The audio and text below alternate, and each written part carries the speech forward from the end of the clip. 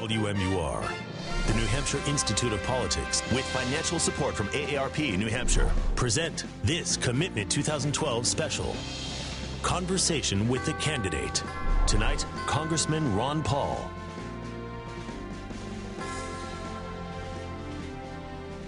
Good evening and welcome to Conversation with the Candidate. I'm James Pendle. Our guest this evening is Congressman Ron Paul. For the half hour, we'll be getting to know who the candidate is and where he stands on key issues. At the start tonight, questions will come from me, and after a break, we'll bring in questions from our studio audience in a town hall format. But before we begin with the questions, it's time to get a quick look at the candidate's biography. Ron Paul's first campaign stop after announcing his candidacy was Exeter. I am a candidate for the presidency in the Republican Party primary. Paul was born in Pittsburgh, Pennsylvania on August 20th, 1935. He and his wife Carol now live in Lake Jackson, Texas. They have 5 children and 18 grandchildren. One of those children is Rand Paul, the junior senator from Kentucky. Paul got a degree in biology from Gettysburg College in Pennsylvania, where he was also on the track and swim teams. He then went on to Duke University School of Medicine. The congressman served as a flight surgeon in the U.S. Air Force in the 1960s, and after his time in the military, he focused his medical career on obstetrics and gynecology. Dr. Paul has delivered more than 4,000 babies. Congressman Ron Paul has represented Texas's 14th district since 1997. He was also elected to serve Texas's 22nd district during the late 1970s and early 1980s. This is Paul's third run for the White House. The first came back in 1988 when he ran as a Libertarian. He also ran back in 2008, finishing 5th in the New Hampshire primary, but gained national attention for his fundraising and grassroots support. Well, Dr. Paul, thank you for coming in. Thank you. Nice to be with you. So this is your third time running for president. Why are you running again? To win. And the country has moved in the direction of the Constitution and limited government out of desperation because the things we've been doing for so many years, and especially since the bailout started and the crisis that we've had in the last couple of years, the people have looked at it and said our policies are wrong. They were wrong in leading us up to the problems we had, and they're wrong in trying to get us out of it. And people are frightened and concerned, and they're very worried about the economic crisis. And I've been talking about this for 30 years, warning about it and saying, you know, we're in for big trouble, and people are looking for answers. So I think it's very appropriate that they are now looking at free market economics and the Constitution to find our answers. You know, you've been described as the godfather of the Tea Party movement. Do you embrace that sort of title? Well, I don't know if that's negative or positive. So I haven't invented it. I don't use it. I don't deny it. If it means that I helped start it, yes, certainly. And it wasn't me personally as much as the supporters in '07, because it was during that campaign that the supporters of the Ron Paul presidential campaign got together, and they were going to have a day of celebration of the original Tea Party event, which was the 16th of December. So in '07 they did that, and they raised like $7 million and broke all kinds of records. So that was really the modern day origination of the Tea Party movement. Today it's much bigger and more amorphous. There's a lot of different people involved, and anybody who is concerned and unhappy with what's going on with the federal government can call themselves a Tea Party member. You know, I read that you first really got involved in politics right after the U.S. got off the gold standard. In plain language, why was that such a big deal? Well, it was a big deal because I had been involved in studying free market economics, which is called Austrian economics, throughout the 60s. And the predictions were made back then that it was unsustainable because the system was set up, interestingly enough, it was set up an organization meeting in Bretton Woods, New Hampshire, and it was called the Bretton Woods Agreement. And it was deeply flawed from the very beginning because it was a pseudo-gold standard. The American people weren't on a gold standard. They weren't even allowed to own gold, but the American dollar was backed by gold to foreigners. So there was some restraint on our spending and the printing of money, and that kept things under reasonable control. By 1971, Richard Nixon said, no more, we're running out of gold, we can't do this, we need tariffs and all this other thing. So it was a big event. It meant to me that there would be no limits on spending and no limits on the printing press machine, and just look at what's happened in these last 30, 40 years. Spending has skyrocketed, the size of government has skyrocketed, our exposures around the world have skyrocketed, the inflation of the currency, the depreciation of the money, that has skyrocketed, and it comes because there are no restraints on the creation of money. It's like, when it happened, I said, wow, we're legalizing counterfeit to the politicians. They're supposed to protect the value of our money, and they're legalizing counterfeit, and the world trusted us, and they still do to a large degree, but less so than they used to. That as long as you print the money, we can spend it, and that has led to this horrendous bubble that has now burst, and we're trying to deal with it. Let me ask you about another topic. Really on the minds of a lot of Republicans, particularly this cycle, is immigration.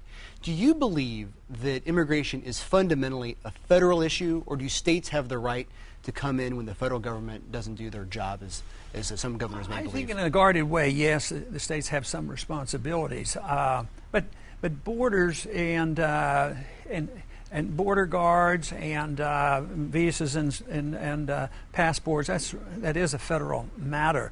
But in some ways, even private landowners should have something to say about trespassing, because if you're in Texas and you own a big ranch and thousands of people are coming over, I mean, even the ranch owner isn't allowed to call the police and say, hey, there are hundreds of people on my land and they're trespassing. So there should be some responsibility to the state, and they're willing to do it, but they're usually inhibited by the federal government, and they're not allowed to do it.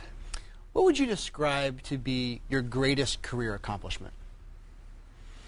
Calling attention to something very important, and that is, what should the role of government be? And to me, the role of government ought to be the protection of liberty. And it's done through the Constitution, and the Constitution was written to restrain the government and not the American people.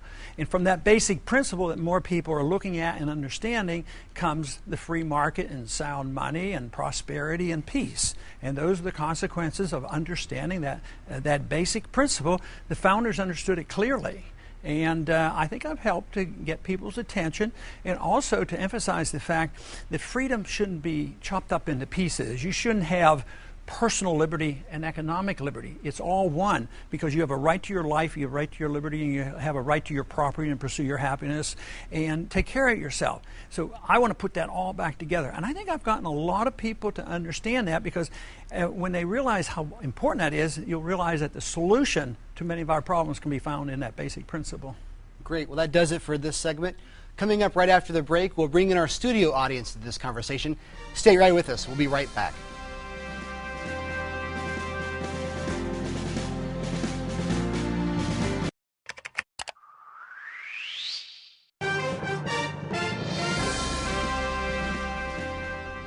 Welcome back to Conversation with the Candidate, Congressman Ron Paul. It's time to bring in questions from our audience.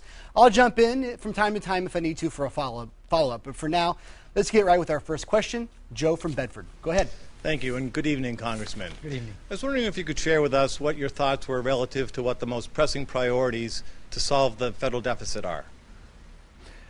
The best way, and as far as I'm concerned, the only way we should solve the problem of the deficit is to cut spending and not raise taxes. I don't believe in that. Taxes are too high, government is too big, we're doing too many things. And the only way you can really cut spending is for the people to understand what the role of government should be. And the proper role of government ought to be to protect our freedoms, not to police the world, and not to run an entitlement system. So as long as the people demand that, it's going to be virtually impossible for the politicians to do the right thing. A lot of people now are saying, you guys better balance the budget and do the right thing, but don't mess around with what I'm getting. So my proposal in the order of preference there is, I think we still can have priorities. For instance, I think it'd be much easier for us to look at the spending overseas than to cut child health care. And therefore we can have priorities. And not too many people are willing to. Instead of cutting back on our wars around the world, we're adding to them, even without permission of the Congress. I mean, we're involved in Iraq, Afghanistan, Pakistan, Yemen, Libya, Somalia, and we're building bases. We're in 100 in 30 countries, 900 bases. We are blowing up bridges and infrastructure in a country. Then we go in and you have to pay to rebuild it again. At the same time, our infrastructure is falling apart. I say cut that massively. And then there's quite a few other programs I'd cut in this country. A lot of departments I would get rid of too. But there's room to cut without putting on the top of the list health care. Thank you, sir. Thank you. We're going to now go to Bill from Nashua. Go ahead. Thank you, Representative Paul. It's a real pleasure to be with you here this evening. Recent headlines indicate that our economy is slowly making progress, with the exception of some recent headlines. Do you see that continuation, or the continuation of that progress? And if so, any obstacles we should be aware of? I'm not as optimistic as some of the statistics. Yes, there are some numbers. They're mostly government numbers. But the people who are unemployed, they're not waiting for a double dip. They're in one big dip. And the numbers are fudged. I've been around and checked these figures, and if the government tells you, yeah, you have a 2% inflation, I don't think a lot of people believe that anymore, because go and look at your gasoline prices, your cost of medicine, your cost of food. It's going up much more rapidly. They say unemployment is 8.9, 9.1, like a big difference.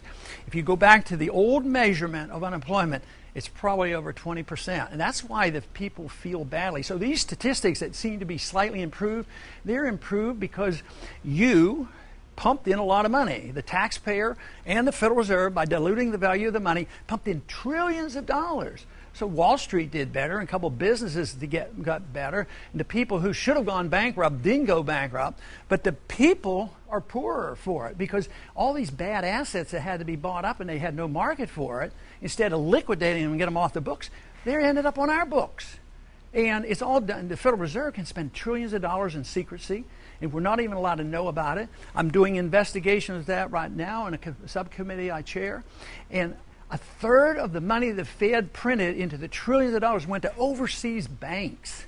You know, that is what's so bad about it. So I'm not optimistic about the statistics. I think we're in for big trouble. I think next year there's going to be a horrendous tax placed on American people in the form of higher prices, which means the devaluation of the currency. But I'm very optimistic that more and more people in this country have awakened, and they know what the trouble is, and they know we should, bite the bullet and decide on a new policy, new monetary policy, new fiscal policy, pay attention to the Constitution. And there's a good reception there. And I know the younger generation, the college people, have been very supportive of what I've been talking about. So I'm very optimistic that so many people have been introduced to the ideas that aren't new and they're not mine. They're the ideas that made America great. And we've given up on it. We don't have the trust and the faith in the free markets that we can take care of ourselves, and we don't need the nanny state, the government, to tell us everything and take care of us from cradle to grave. So short term, I'm rather pessimistic, especially for next year. But longer term, I'm optimistic. Thank you. Thank you. Dr. Paul, we're going to now move on to foreign policy. We have a question from Ellen from Merrimack. Hello. Welcome, Congressman. You've been concerned about defense mission creep overseas. And in the recent defense reauthorization bill, I know that you objected to failure to define enemy in that bill. You were concerned that the mission was so vague, money was being given without accountability. If something like that crossed your desk as chief executive, would you veto it and send it back for language like that?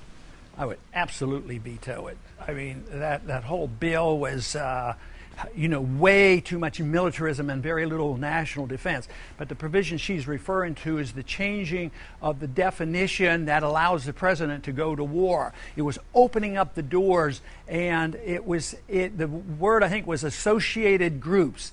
Anybody associated, and it was undefinable. It was so vague that if you happen to belong to a peace group and you're participating in a peace group that really wants peace, and you work for it, and you donate money, you may be put on that list. So they were going to allow the military to target you as well as anybody in the world. It meant it's bad enough already that our presidents go to war without the consent of the people through a declaration of war, but this would have made it much worse. It's passed the House, not the Senate. Let's hope the Senate doesn't pass it, but I absolutely would prohibit it. And if it were on the books when I was there, I would never use it.